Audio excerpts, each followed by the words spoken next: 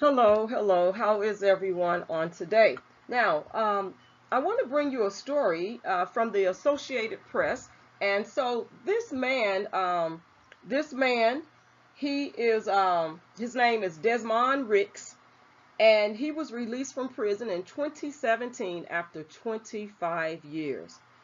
Man, this really, really bothers me. And I talk about these stories where people have served so many years in prison when they were actually innocent. And we have a lot of men that are behind prison walls right now that are innocent. And I'm not sure why he was targeted or whatnot. But anyway, this is what went down. According to this article, Detroit has to pay him $7.5 million because the cop switched bullets. And so Detroit agreed to pay $7.5 million to settle a lawsuit by a man who claimed police switched bullets to pin a murder on him in 1992. 25 years of this man's life. So it says he was released from prison in 2017 after 25 years thanks to gun experts, law students at the University of Michigan, and his unwavering insistence that he was innocent. See, this is why I always say you have to be hopeful. You cannot give up. And while you are being hopeful, you have to continue fighting. Keep the faith. But remember, faith without works is dead. So you have to keep the faith while you are fighting, because if you give up, this is it. This man would have never gotten out of prison if he had gave up hope and not tried to fight, to clear his name and his innocence. He served 25 years over,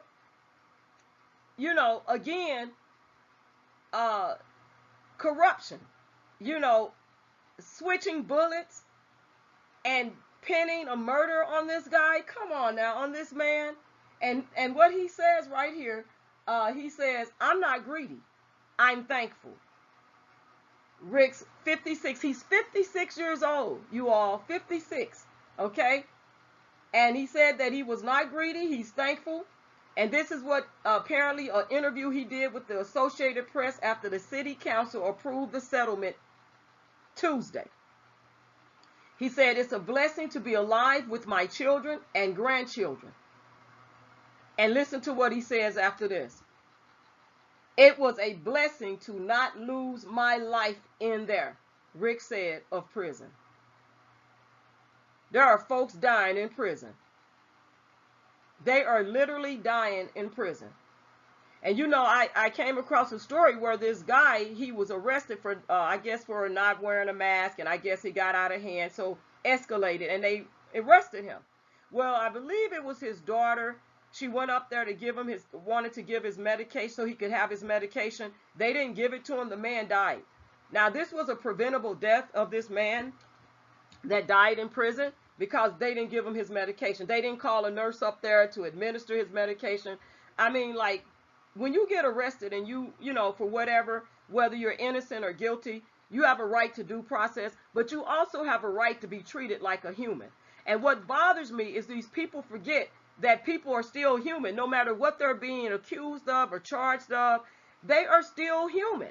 And just like God still treats us as humans, even when we commit sins against God, and God sees our sins, he knows we're imperfect, but guess what? He does not treat us less than human. He still loves us. He hates the sin, but he doesn't treat us inhuman. And it's human beings. Man is the one that's treating other people inhuman. It's not God, it's man. And it's really sad that we see a lot of this going on in society. And so I understand when he said that, like, I never served time, of course, not me, but I'm just saying that it resonated. I was like, what? Because I started thinking about the people that have died in prison. And so rest in peace to every family member that have lost a loved one at the hands of these prisons that have treated their family members inhuman. It's insane. And so when I read that, I was like, wow, that's a very profound statement for him to say it was a blessing not to lose his life in there. You see what I'm saying? He sounds very humble. But the story goes on to say he was convicted of a fatally shooting a friend. He was convicted of fatally shooting a friend outside a restaurant in 1992.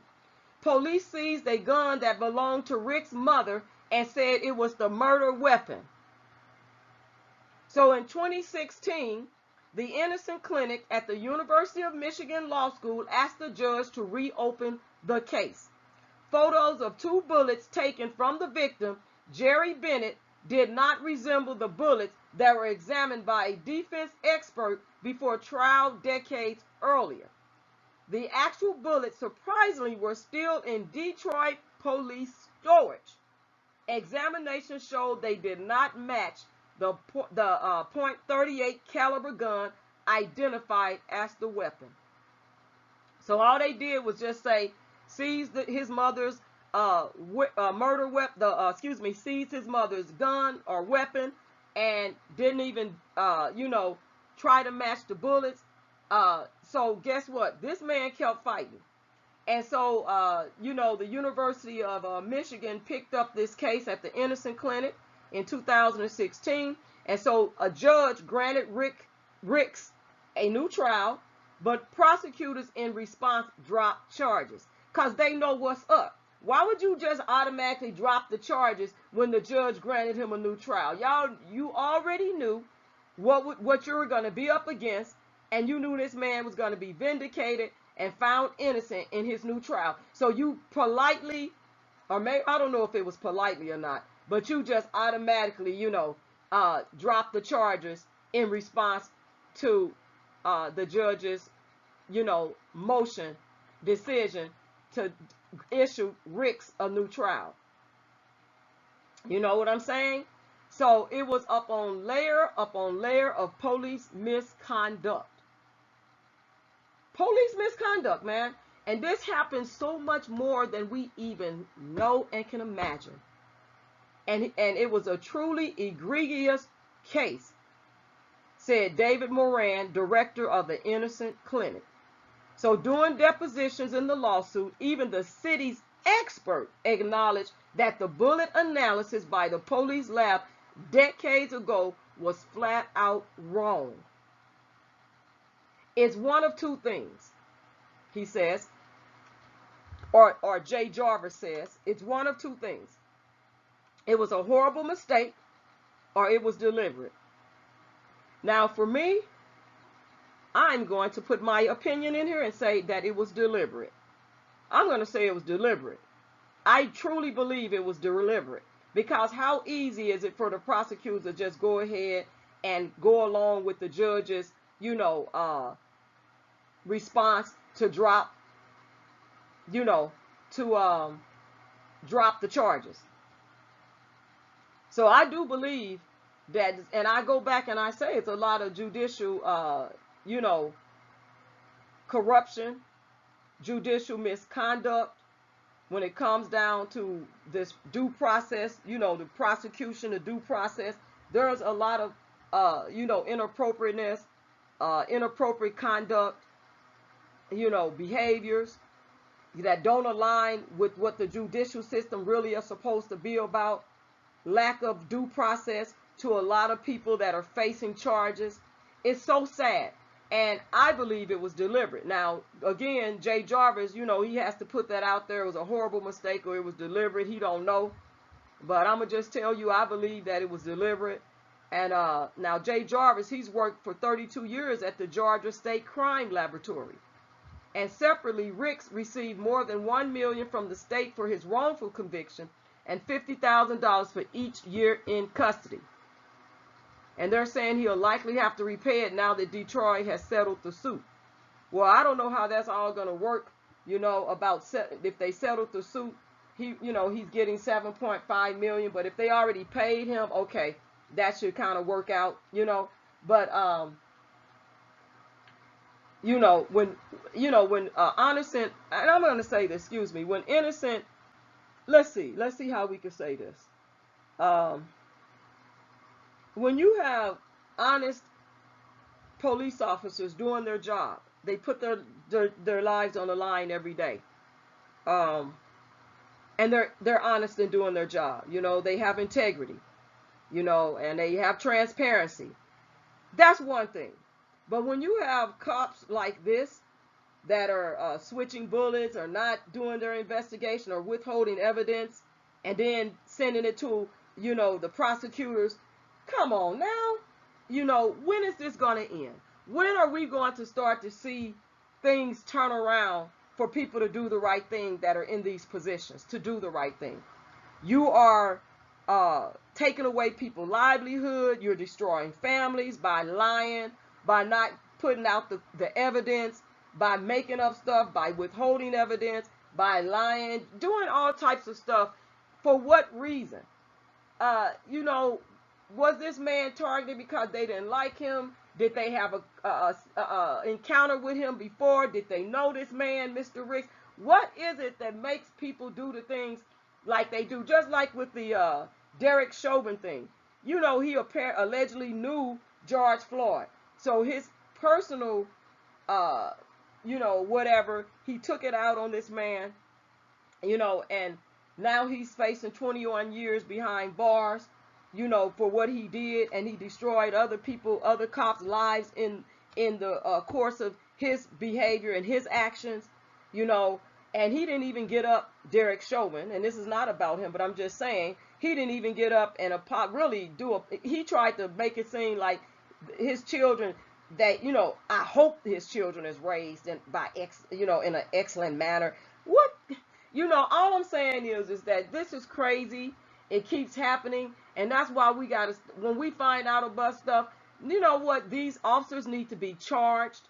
I don't know if they're retired by now, but they need to be charged for these behaviors, for doing what they do that's wrong. I believe they need to be charged, these officers. They need to be charged. The prosecutor needs to be investigated that was on that case, if they haven't retired, or even if they have retired, if they're still living.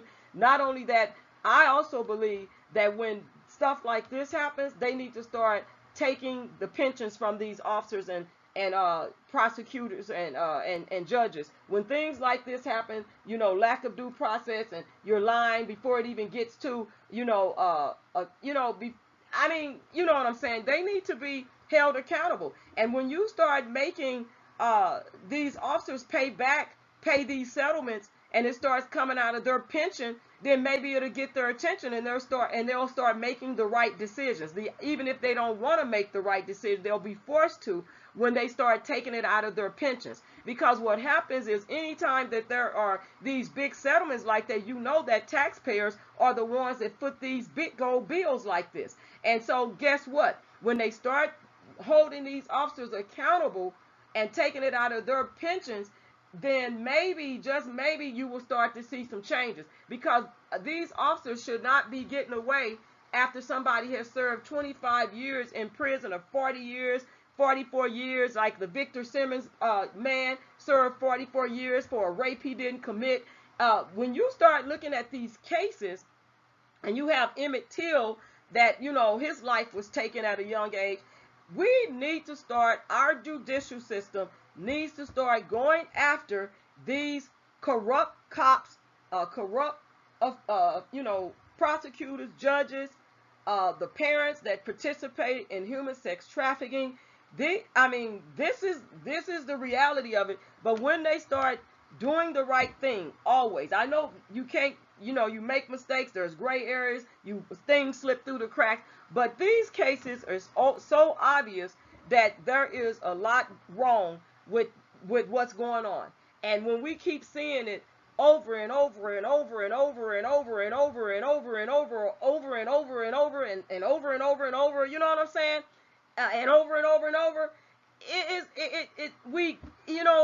something has to be done.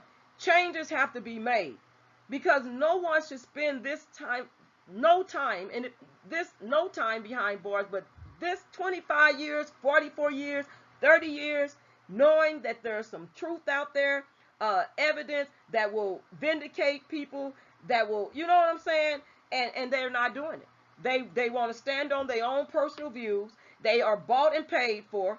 They are doing these things for whatever reason, and they're getting away with it, and there is no accountability. And so therefore, this is why it keeps going on. And it's been going on decades prior, and it's going to continue until laws are changed, amendments are made in our judicial system.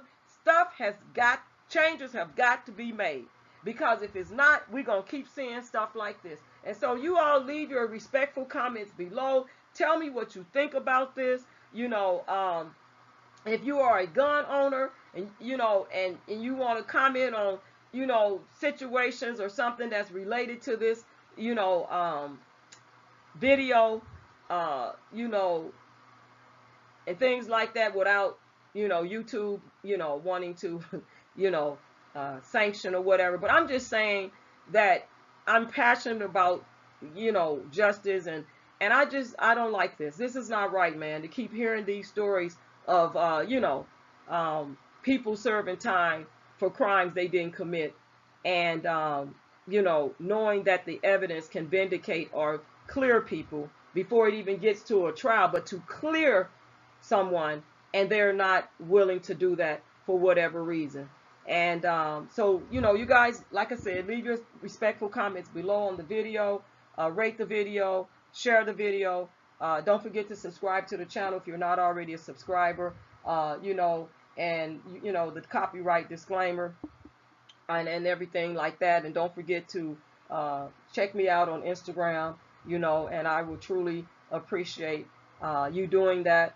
And God bless you all on today. Peace out.